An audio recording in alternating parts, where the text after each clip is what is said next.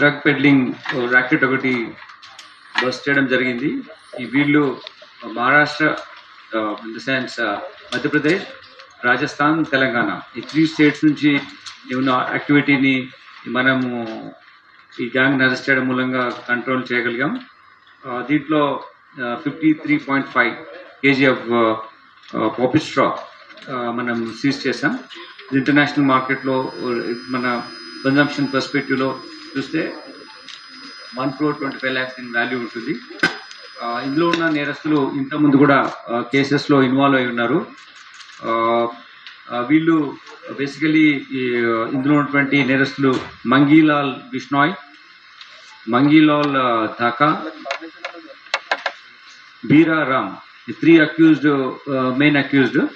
అయితే దీనికి సప్లై చేసినటువంటి పింటూ మోహన్ సింగ్, ఇతను మధ్యప్రదేశ్లోని మిన్ను నుంచి ఇక్కడ పంపిస్తున్నాడు. ఇతని పైన మేము వర్కౌట్ చేస్తున్నాం. The lot of gangs there in this particular area. అందులో one of these accuse this Pintu is there. We are operating on him and certainly will get them. అంతేకాకుండా ఈ ఇంకా 3 అక్యూజ్లు వాళ్ళు పెడ్లర్స్ తో కాంటాక్ట్లో ఉండి రిసీవర్స్గా ఉన్నారు. వాళ్ళని కూడా మనం లోకల్ ఏరియాస్లో ఉన్నారు. Will pick them up after this confession. Will come to know about the different names.